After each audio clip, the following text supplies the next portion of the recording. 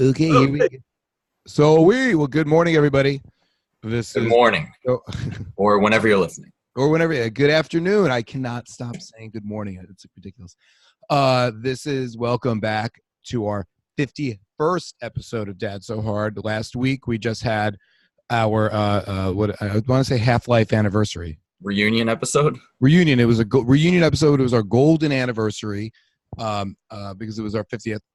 Yep. And we are starting. I know we don't really have we've never done seasons, Danny, but I feel like if we did, this would be like the beginning of season 2. Season 2. Okay. Right. We're not going to mark it as season 2, but this is the beginning of season 2. I'm Vinnie Dunleavy.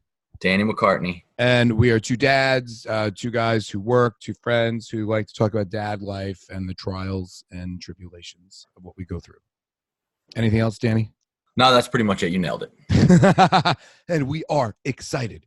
So we started this journey a year and a half ago. We have amassed a huge fan base, and we have met a number of people outside of the world that Danny and I live in. And we try to bring who we find, we try to bring other dads into this conversation that we think qualify in the world of dadding hard.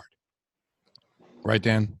That's true. And if you're a present dad, you're dadding hard. Yeah, if you're and there's one dad out there that from the jump that we started this, we got connected with and have been trying to get on the podcast. And by trying, it means Danny and I have probably done the failing of scheduling because he's been more than willing. Yeah, that's to join. Actually true. More than willing to join. And his name is Doc. Who on Instagram, Doc, you go by, I'm going to get this wrong, Patriot Heart Media, if you're on Instagram. But Doc, I already have your last name incorrect. How's it going? So good morning, guys. I'll say good morning. Say good morning again. There we go. This is how we roll. You never know what's going to happen.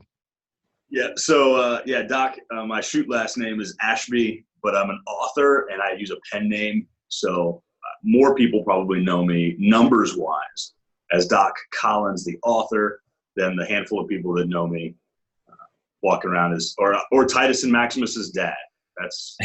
I was gonna say. Works. I know you as Doc, the cigar-smoking, very active father, really in shape, and has some good watches on the rotation. There you go. I feel you have some good watches. Rockwell. We want to jump into this, but we're coming off a weekend here in New York. It is Fall Fest, Doc. What is going on? You're in Virginia, correct? Yes. I just relocated back home to Virginia. I love that. Was that like a raven? Nature. Yeah, super nature. Not a neighbor shouting. I came here from Long Island. I was living part-time. In Long Island doing some work for another veteran company. Wait, what city? What town? Us Long Islanders make an impression. Clearly we make it. You could not wait to get out. You were like, I've blacked out where I was on that. So every 2 weeks, I would just leave from what I was doing on Friday to drive to Virginia, however long. Whoa. And as soon as I dropped my kids back off to their mom at 6 p.m. Sunday, I was back.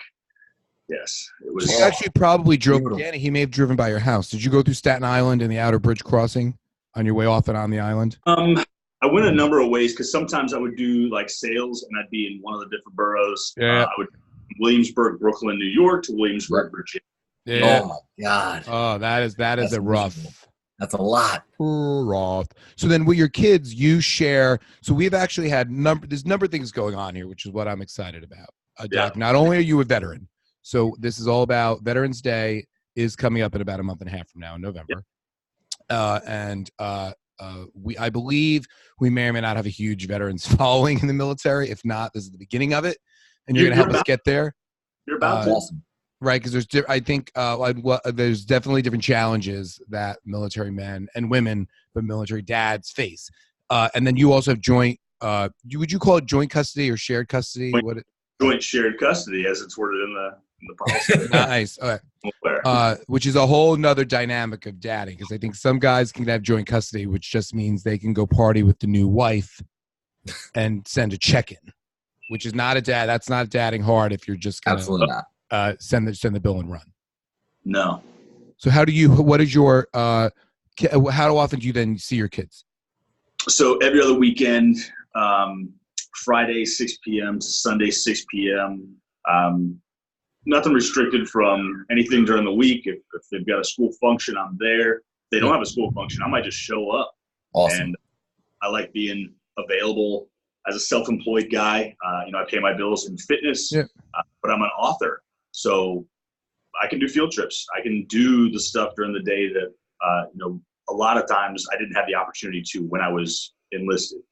How have you handled? So I find as a father, when you go to the school events, the oddest part about going to the school events are the school moms, because they all look at you like, what are you? I feel like there's never that many dads that go. So when they're there, the moms are like. Oh, you're saying just in general? Just in general. Like when you show up, because you probably do it more than I do. You have that flex schedule.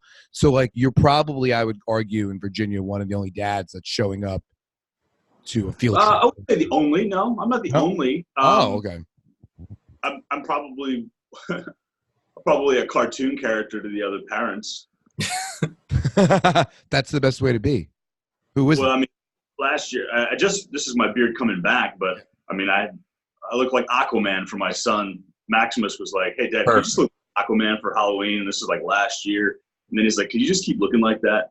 So he really dictated my image more than anybody else. Amazing. You see an Instagram, and so if the girlies show up and they're like, "I love your beard," so I go, "I got your answer for that. I'll shave it off. I don't care." I love it. That is the best. How old are you? Remind our fans who do not know how old your kids are and how many you have. So Titus is 11, and he is a new 6th grader in middle school here. Maximus is running 3rd grade at DJ, and it's great. They're 8 and 11. Yes, you're at some fun ages. Yeah. And how far into the school year are you? Because we just started. Me and Danny are only 2 weeks in the New York cycle. Same. We started on Labor Day. Nice. And I find that it's totally settled my kids. Like it's completely a game. I have I'm going into 3rd grade and started kindergarten, and it's relaxed the entire household because now they're tired as shit at night and everybody's relaxing. It's a much end of summer. And the end of summer was maddening. It was too much chaos. He just used that phrase that he hates so much. Yeah. It's not over, bro. Exactly. It's not. It's never over. So now, are both of your kids doing sports?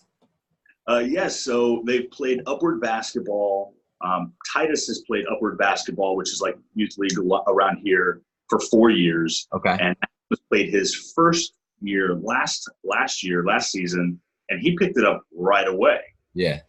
He's been our lacrosse player for 4 years, and Titus picked that up for his first time this last year. Awesome. And because Titus is bigger in that youth league, he jumped right into the mix. Now, I will go on record and say that Maximus can do anything physically, naturally, very well. Yeah. He killed it. The coaches were like, is this kid playing from like the next level up on basketball? Because he knows where the ball's going to be. And I'm like, he's a lacrosse player. He saw that unfolding way. Exactly. But they had a blast. They love being each other's teammates. Titus receives coaching really well from Maximus. That's super cool to watch. As a dad, I played sports. I probably played baseball and basketball for my father longer than I could or should have because everybody else kept growing and I just I was wondering, am I getting worse? I know they're bigger. So I made a promise that I would not influence my son's sports or gameplay at all. Is tough. Like if you start it, you finish it, you show up to practice, all that, the principle. But no, you weren't trying to dictate what they did. Never. When I think 4 years ago now, Titus said, "Daddy, for Christmas, I would like a skateboard for the water, but with no wheels like you." And I'm like, "A surfboard?" Yeah. Took me a second. He says, "Yeah, but with no wheels." And I go, "Great, we'll get you a starter board and we'll do that. When it warms up, we'll be in the water." So how do you coach? How, because you were an athlete, when you watch them, like, because I've gotten crazy about being a soccer dad and soccer coaching. How do you get, And I would assume coming from the military where I feel like there's a lot of intensity and rigor about stuff. Like, do you bring that into that? Like, how do you coach them? Like, side coach them, or no? Are you sort of? I really love that the coaches are the coaches, and to keep from sowing discord or being that dad. I didn't sign up. I didn't go into the coaches program. I didn't get a polo at the start of the season. So no, I encourage like crazy, and I'm super vocal. I am that dad on the sideline. Yeah, it's tough not to be. Yeah, but it's they've got cues in the military. We picked up communication, streamlined communication. They know like Titans. If I yell Titans, like some dads whistle across the neighborhood. Yeah. Titans. That's it, and they show up. I would let the boys go 1 or 2 aisles over in the supermarket to test, Yeah. And I go, Titus. And I hear, Aru. Oh my God, I love it. That's awesome. It was just, it came natural for me. Yeah. I need a word. Danny, so how did you land on your word? It was just naturally, you just went from his. Oftentimes people go, Titus, is that Greek? Are you Greek? Maximus from the movie? Yeah. It's so funny. He hates it now. He's like, that guy's a wimp. Like, no, it's Max is Maximus because he's the greatest. Titus because he's the hero and defender. And then his middle name is Addison, so all of the sons of Adam, or all of mankind, no pressure. I mean, your kids do have some like totally forward-thinking hip names. But bro, when people say great names, I'm like, the great kids. Wait till you meet them. Like, really, they own it. How much of the naming between you and your ex-wife? How much was that? Like, was that you going like, I had some cool names, and she was like, let's do it, or was that real? Because those 2 names are not on the normal baby. I think she was just on board, and I took the lead on that. I mean, if she were here right now, she would want to be, but I think she would agree with that. Yeah. Titus belonged first. There was a bodybuilder that I followed. His name was Craig Titus, and now he's a convicted murderer. But the name Titus means hero or defender. And right, you can't really disagree with that. Or like, like how do you say, no, I don't like that? Correct. Right. I'm on the line. That word, Maximus Orion, so the greatest light. Yeah. Oh, love that. You can just ignore Vinnie, me right what now. are you doing? If you're watching this on video, I happen to be moving to see if I can improve. Vinnie's mobile right now. I'm a mobile podcaster. No, I just wanted to improve for my Wi-Fi connection. This is how my house works. It's a whole nother situation. So, hi Shane. Oh no, Shane, I'm talking. You guys shut the door. And now we may have a special guest star. Now the kids are in it. I don't know. He's gotten up. I know. Give me 5 minutes, Jude. You can come by later. This is what it's all about. You can come by. Give me 5 minutes and come back down. Okay? Love that. Okay. You will. It'll still be on in 5 minutes. Go comb your hair. Maybe don't talk into the mic when you're talking. I know. What? Shane, look, you're on it right there. Look, there he is. Oh, now we got a special guest. Say hi, Shane. Hey, Shane. You're on it. Yay. Okay, Daddy's finishing. We're having a conversation. Good morning. Good morning. All right, Shane, I need to finish. All right. God, this is real. This is real life. I get your toy and then we'll real. Oh my, that's how it is. I miss a little staircase I have. Okay. But so where I totally interrupted that train of thought, Doc, and I apologize. Yeah, no, it's okay. It's great. This is You're saying you love the Power Rangers. I love it. So you also, let's talk about for a second. You have your book, 18. Okay. It's 1800. 1300. Yep. I know. I'm very good at math. What got you into writing a book? Okay, so the short story is I was exiting the Army, my second failing marriage. I was in a military family life counselor's office, and he says, Doc, you've got the gym thing down to work out your frustrations clearly. Do you have any artistic outlets as a way of working out your unmet expectations, your romantic ideations. And I explained that I was not like Taylor Swift. I'm not mad at these ladies. I just got to work out.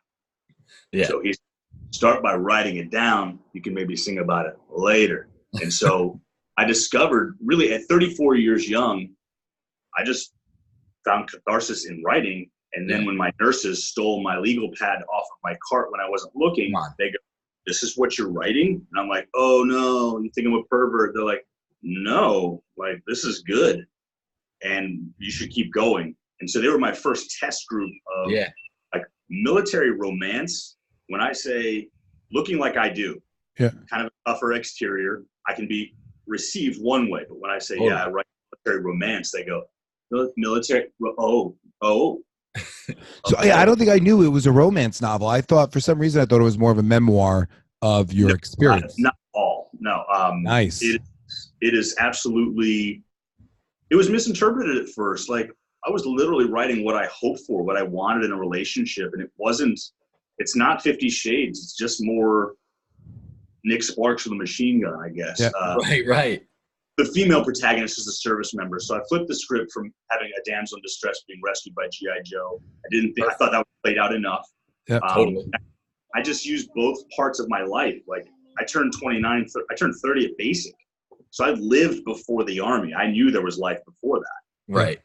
So I just took that part of me and made it isolate. I isolated that portion to Dalton, the male protagonist character, who's a B-list celebrity athlete. He played pro baseball. He'd been on TV, done commercials. So that's that part of me. Nice. The military side is hers. And I just said, she's only known this. So she's only known being a flight nurse, officer track, all that. So it is a lot. I am both characters. I was gonna say you almost divided yourself into the two characters. Yeah. Well, I'm gonna go. I will be purchasing on. I do a lot of purchasing of books, but I have to be brutally honest. I do. You don't read it. I read the front covers and the back covers. I'm not a reader. I like to flip through. You get the gist of it. I have the gist, but I do have a nice little bookshelf of things, so I'm going to add it there. But if I'd love we'll post the link so everybody who for the listeners, for our fans that are readers, we will make sure they go and get a copy. And for your non-readers, I'll be doing the audio. I'll be doing Audible. Yeah. Yes, that's awesome. That's my style. And from my understanding, I could be totally wrong, Audible only does the audio if a certain amount of copies are sold. So you're doing pretty well with it. It's really been very well received. Awesome. It hasn't exceeded expectations, but it has done better than I think a lot of authors have high hopes for. Yeah, totally. It's the first in a 5-book series. The next one's due to come out Veterans Day. That's exciting. A new publisher. Yeah. Oh, okay. The fact you have a publisher. The fact you have a publisher and you wrote a book. Danny and I, and I think this is for everybody who's listening. When you have multiple work streams going on. I think what me and Danny have learned by doing this is when you have that idea and that dream of something you want to do, it's just taking that first step of doing it and then seeing what happens. Because I feel like everybody always asks us, like, why are we doing this? What are we trying to get out of it? And it's like, well, it's fun. And it's like it's an outlet of what we want to do, but it is not. Sure. It may seem easy when you see the end product, but you don't see a lot of the work that goes into it. And a book in particular, because we've been trying to. This is sort of breaking news. Me and Danny are in the works of trying to write a book. I say we are writing a book. By trying, I mean it's a slow process. I write. Danny forgets to read the emails. Oh, I read what you wrote. You read what I read. He then validated. So we're attending it, but it is a lot of work. It really is. And if anyone will engage me in that conversation on the bricks and mortar of it, they go, well, when's the next one coming out? I'm going, how many books have you written, Jack? Yeah, exactly. No. So they're labors. They're like children. But they take like 5 years. Labors of love. Exactly. And who knows? This podcast is a gateway to so much for you guys. Right. Really, you could be like your kids could graduate and then you're on the TED Talk stage in 2032 talking about the great experiences and now your kid's in the space program or whatever, Right. Yeah, you never know. That's why I try to wear. We have our T-shirts. By the way, Danny, did you mail him a T-shirt yet? I know. After the word. That's him. That's on me. That's on me. I'm pointing Not at on- him on the video right here. Blame Danny. But I wore our T-shirt. We had a Pride. The local town had a Pride and Port parade. It's like the school. It's like the school parade. Yes, I did. Perfect. Perfect. But I know. I wore the T-shirt all week. I wore the T-shirt not all week. I wore the T-shirt in the parade, and like it actually like it's a conversation starter, and people want to know what it is, and you talk. And I do think it's you never know what it could grow into, which is exciting. Doc, we have about 7 or 8 minutes left, and we want to bring this into the new world, though. But let's talk first. We're going to have you go. Well, we'll see who wants to go first. But we're going to talk about our dad wins and our dad fails. And who wants? Anybody want to go first? A win or fail? I'll kick it off with a fail. Okay, so this past weekend, September 14th, 15th, every year we always do apple pumpkin picking with the kids. Like, love it. Get ready for the fall season. And we tried to get a super jump on it this year. September 14th, we did it. Went apple picking, great, picked apples, and then we did this farm, Happy Day Farm in New Jersey, and they have like fun stuff for the kids, hay rides, corn, sand pit, all that good stuff. And then when we got to the pumpkin field, they had a pumpkin field and a sunflower field, and we just kept seeing people leave with sunflowers. Why is no one getting pumpkins? It's odd.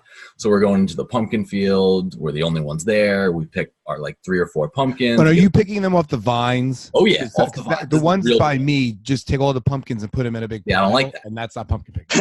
This is real deal. It's stupid. It's like go pick a pumpkin out of a pile. That's why we go here. And then as we're walking, I'm like, Mary Jane, I don't think they have the scales.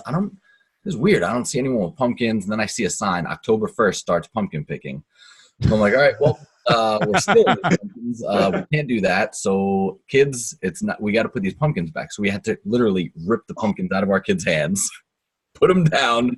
Oh, quick temper tantrum. So then, the win is, and wait a second, Dan, before you get your win, not only were there no pumpkins picked, you did not notice that nobody else was walking around the field? I noticed. We just kind of ignored it. We thought it was because we were so early, right, that no one else was really doing it yet. September 14th. Yeah, so 2 o'clock in the afternoon, the sun's ablazing, people are apple picking. Wow, nobody just decided to make a right hook over here to get pumpkins. We're going to break through. That's what I thought. I thought we were just forward thinkers. And then as we're driving home, Mary Jane just veers off to the right and she goes, pumpkins!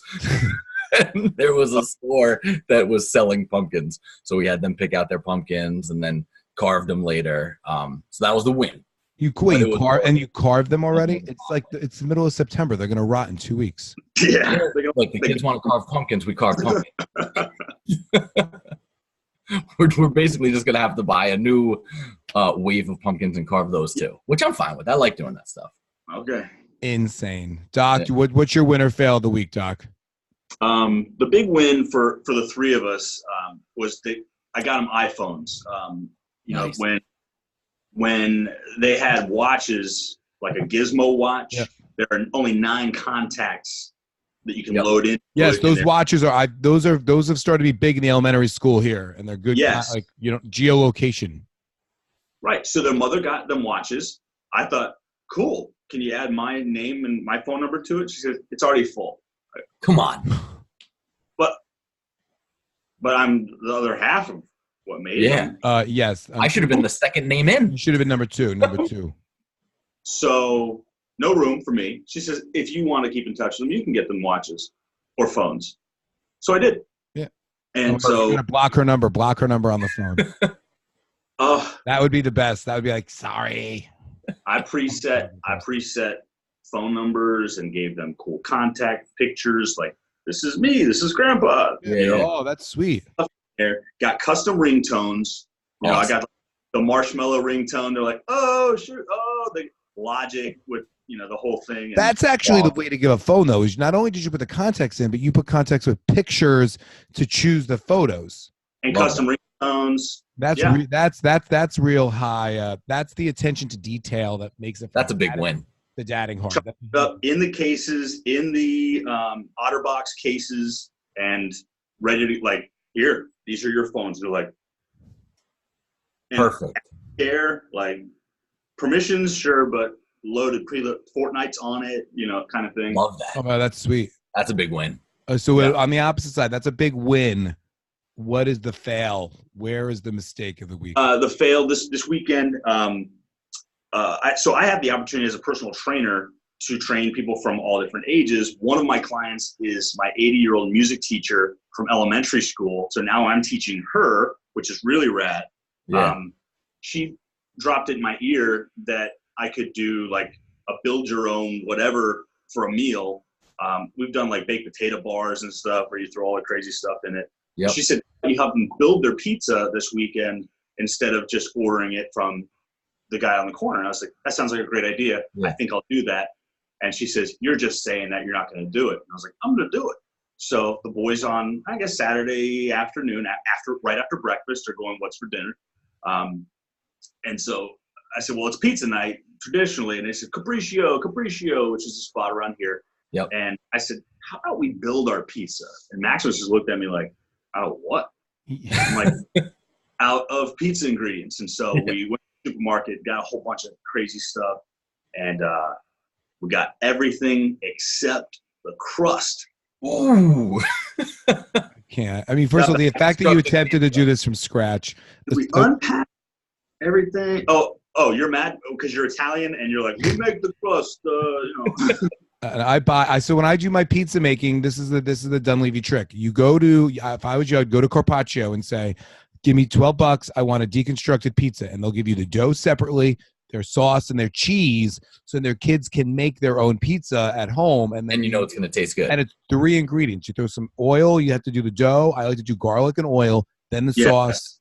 Yes. And you have to put garlic and oil also on the pan that you're baking it in. And right. It's like a 10-minute with some flour so it doesn't stick. It's a 10-minute process. Right. Got it. For next time. Yeah. That's a quick, that's a hard recipe for you. I got the big rectangular. I'll send you the images, and you can put them up on the page if you want in the stories, because it is fun. Like I made bacon in the skillet and put the bacon pieces on there, and Titus is like, we could have used baking bits. I'm like, that's dumb. Yeah, no, totally. I love it. Well, I'm gonna. I think Shane, get off. That's my work computer. My son is now on my other computer. He's trying to be on my pocket. I know that computer's not hooked up. He's trying to log on. I'm going to argue this is probably my dad fail of the week, because this right now is your dad fail of the week. We're living through your fail of the week. Before we say goodbye, do you want to come by and say goodbye to everybody, Shane, fast? Because we're going to sign off. We're going to say goodbye in a minute. Let's have a formal hello and goodbye. What do you want to say? Bye. Say bye. You want to say hi? Why don't you say hi? Perfect. What's up, Shane? Hi. What's up, Shane? Bye. Bye. So, Doc, tell our listeners. We should have done this in the beginning, and we'll make sure we're going to tag everything. But where can people? No, don't turn. You're going to go to the bathroom. Where can people find you? And we're going to make sure we tell them as well. Bye bye. No, bye, Shane. He's going to tell you where you can find him. Find him. He's on the internet, and he wrote a book. He's right there. He's right there on the computer, though, too. So I'm on Facebook, Doc Collins. I'm on Instagram at Patriot Heart Media. I have a landing page, patriotheartpress.com. And I'm on Twitter at Real Doc Collins. I don't know. Do you have listeners? Are you through on LinkedIn? Find me on LinkedIn. We got to get a LinkedIn, I think. I have it on my LinkedIn profile, but we don't have a link. We don't have a Dad So Hard LinkedIn page. Do they have business? Do you have? Is that a thing?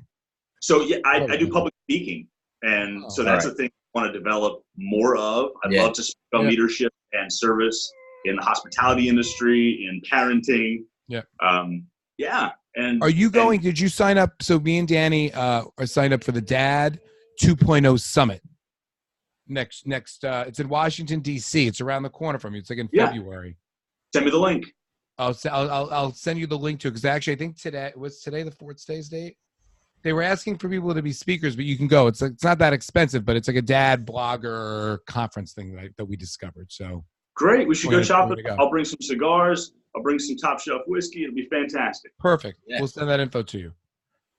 Listen, this is Doc. Well overdue time. Yes. We'll definitely do this. God, your shirt's coming.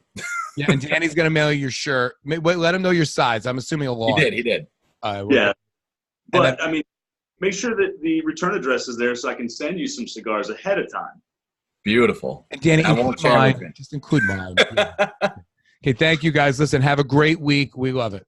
Okay, Yes, let me turn it off. Thanks for listening. Turn it off. All right, take it easy, guys. Yeah, Bye. thanks so much. Bye-bye.